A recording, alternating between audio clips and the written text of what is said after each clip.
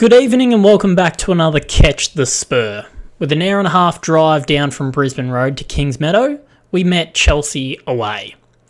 They are the most successful club this century in England and on the international stage, so I think we definitely had our work cut out for us, and we knew going in that we were going to spend a bit of time working defensively.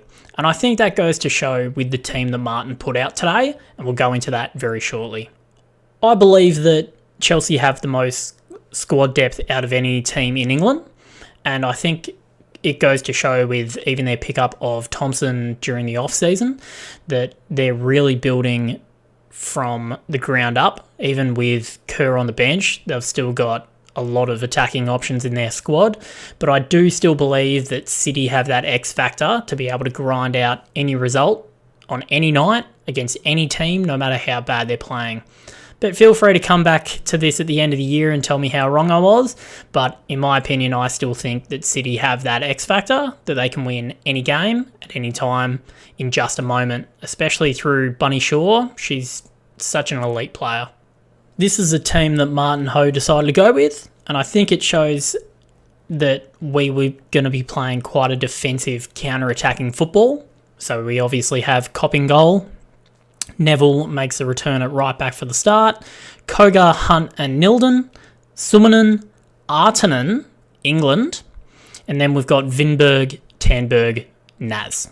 Then on our bench, we had Heaps, Grant, Bartz makes a return, which was excellent to see. And Ribrick, I can't remember the last time that we had three very defensive players of this nature on our bench, but that probably goes to show what kind of team we're playing today.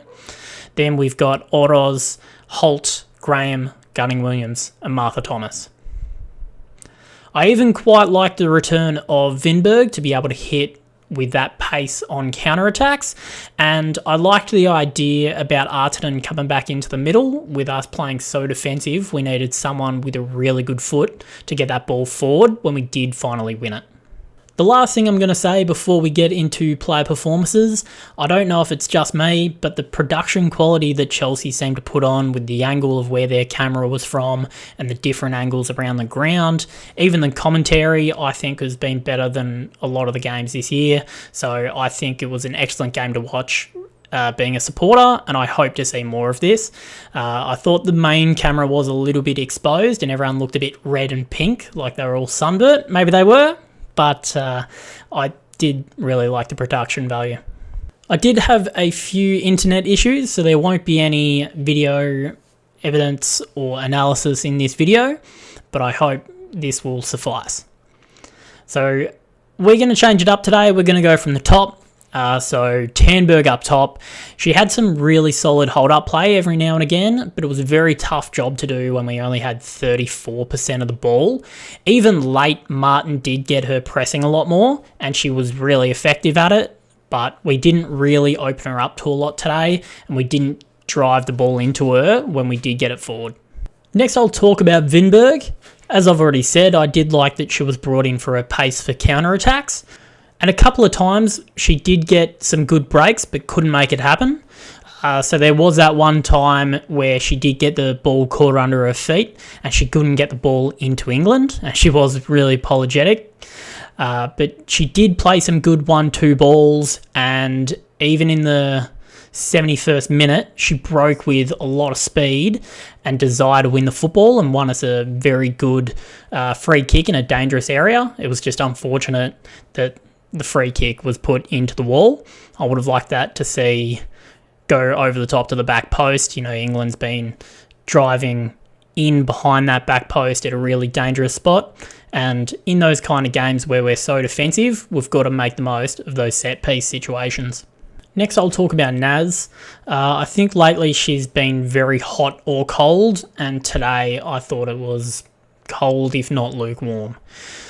She wasn't very strong in pressing her players and getting something on the ball, and especially late in the first half, about the 45th minute, maybe it was slightly into extra time, there was one ball that cut straight through all of our lines, went straight through to the attack, because Naz wasn't ready to really put her body on the line. So I'd like to see an improvement there, as I've been saying all year. England, on the other hand, another very strong performance. We didn't get the ball to her as much as we should have, and it was tough with such a low percentage of the ball, but she really did, when she had the opportunity to go body on body, win a lot of 50-50 balls and turn the defence into attack and actually use the ball and take a bit of pressure off the defence, because, as we all know, attack is the best form of defence. As long as you stop your back players keep dropping and keep dropping and keep dropping by winning a bit of the ball, getting it down the other end, it makes a big difference. In regards to this next one, I know I've been the biggest screamer of having Olga Artinen play more minutes. I just thought she was a bit off the mark today. It would have worked really well, her link-up play with Vinberg on counter-attacks, but I don't think she was strong enough as a defensive player today. And then when we did get the ball, there was no one for her to play to, and a lot of the times she just had to end up playing the ball back to their defense because they had such high and dominant pressure. And now Suominen, she started really positive, especially with an early ball through to Naz, which really put Ellie Carpenter under pressure, forcing her to bring her down and cop a yellow card. And that's pivotal when she's on the same side as Kenrick, and it really stops her being so forceful. Usually she's quite a strong player and likes to go in with hard challenges, and it made her second guess that, because if she had have done it and it comes off a little bit badly, there's her second yellow, she goes off the field, we have a slight advantage. But with that being said, even in as early as the 36-minute mark, Suominen was still giving away some cheap passes, and it really put us under pressure. Now we're getting down to the business end. Our back four, we had Koga. She was really strong today, really strong presence. I liked how she'd put her body on the line, especially with blocks. As I mentioned last week, with Hunt being enabled by Koga, so she was staying back and Hunt would follow the man into midfield. You even saw her do that a few times today. I don't talk enough about Koga, and I know that. She is being a little bit overshadowed with Hunt, but that partnership, she's really an enabler and allows Hunt to get forward and really play strong on the man, because that is what she's so good at. Koga is so good at being diverse. She can sit back, she can go forward, she can win tackles, she can block, she can read where the ball's going and cut it off, and she's been excellent at that. Doesn't quite make my top three again today, but she's definitely one for the future. She's making leaps and bounds every single match day, and I hope it continues. Keeping along the trend of the back line, Neville at right back. It's excellent to see her back playing 90 minutes, and she was almost flawless today against a young and very quick Thompson. I did mention in the 35th minute mark, although there is one caveat, and I'll get to that Nilden and Neville both almost looked untroubled by their wingers up until that point, which is quite the feat. Neville was especially effective at getting her head to the ball on defensive corners and crosses, which we need more of. You know, Hunt, Koga and Neville are definitely strong forces in those areas, and especially with crosses where you don't have Tandberg dropping back like you do for corners, she's been pivotal. Now to that caveat. In the 23rd minute, Thompson was allowed to make this diagonally, backwards ball through, and that was because Neville wasn't goal side of her man. She was kind of playing outside, even though there was no one there to get on the end of that run, so she needed to stay inside and cut off that player, making that run or making that pass. But as you saw, even with Nilden going off and Neville getting put at left back instead of Charlie, that just shows of how dominant she was today, and she was trusted across a left back position to a natural left footer when she's on the right and she's getting put across to Kenrick because her man has gone off. That is just how important she was today, and that's why she was so good. My third best player on the day was Kopp. She was excellent sliding out at least twice and winning the ball, and then again in the 33rd minute mark and the 40-minute mark off corners, getting out and winning that ball to hands. The goal was very tough because it was struck so hard and placed beautifully in the bottom corner. I don't think there was much more she could have done.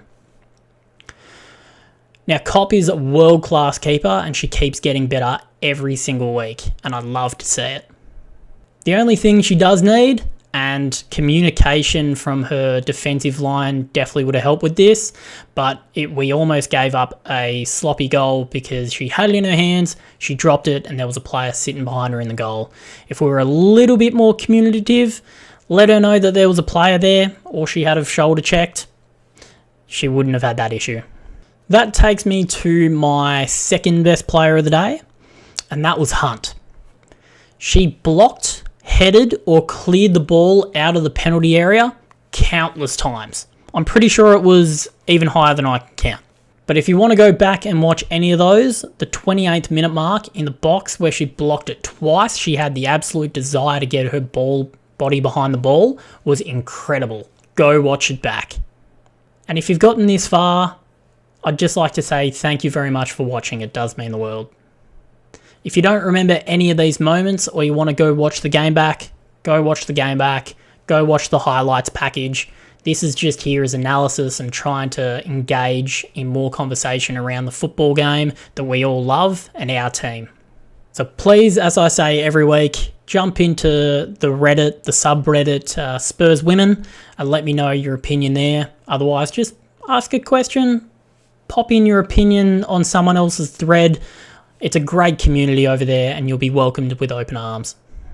Another thing before we get into the man of the match that really impressed me about Hunt today was how she took the team on her back with her pride and her joy of how they were all performing today. There was one time where there was a corner and she was going up and she was giving high fives and a smile on her face. You could tell she was really loving it, and she was bringing everyone on that ride with her. If we manage to keep her at our club, I see her being a very reliable and strong captain, and hopefully we can make her a champion. But that brings me to my man of the match. Amanda Nilden was excellent today, and she had the toughest job on the planet. Against Kenrick, who I think is the best winger in the world, but definitely the best one in the WSL. Kenrick beats players and drives with the ball like no one I've ever seen, and even if she can't do that, she'll drag a defender out of position and play her teammates through, which she did on times today. But that drive that Nilden had to win the ball first time, and if she didn't, the second time, like she did early in the first half, was pivotal. And even if she got beaten, she couldn't get to the second ball. She was always chasing up, making Kenrick know that she was right on her back. So if she stuttered or tried to take an extra touch, she would be right there, getting pressured, getting tackled. And that makes a massive difference going into the area.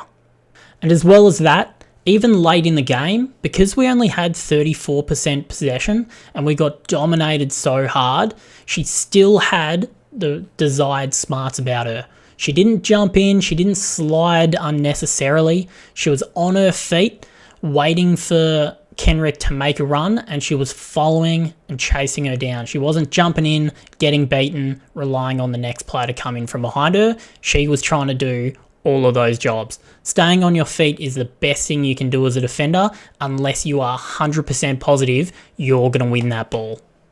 So as a result, we didn't take home a point against Chelsea, but we looked incredibly strong and we worked so hard to get a result. We really ground out trying to keep a clean sheet, and we almost had it if it wasn't for an amazing strike.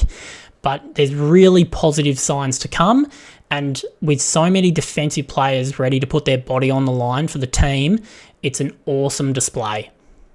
And going forward, we've got Arsenal in 3 game weeks, so that'll be the start of November.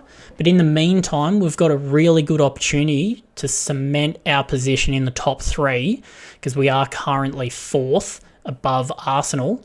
If we beat Liverpool and Lion City Lionesses and they drop a point, we'll be looking very strong. And lastly, let's take a quick look at fantasy. I did use the clean slate chip this week, and I did end up with 47 points where the average was 40. I was reasonably okay with it considering my position in the league, but this is more a result about the next 2 to 3 weeks. I think my team is looking incredibly strong. I do still need to make a decision about Grace Clinton because it doesn't look like she's getting the minutes, so she probably will come out, which will give me a bit of money to spend. But it is a very different looking squad. I tried to get as many goal scorers on the field as I could, so join the league. As always, it's down below in the summary, the link to my Aerial Fantasy League, and if you don't join that, that's fine, but please jump on Aerial and get involved in fantasy. It's a great community over there as well, and if you need news about the WSL, I think it's the only place to go. And as always, I'm just here trying to create a bit more hype around this awesome league and this awesome squad of ours. So please get involved in the conversation on Reddit. Links down below of the subreddit and my league if you wish to join those. But I hope you have a great week. I'll see you in a couple of weeks when we play Liverpool in the league. But until then, peace.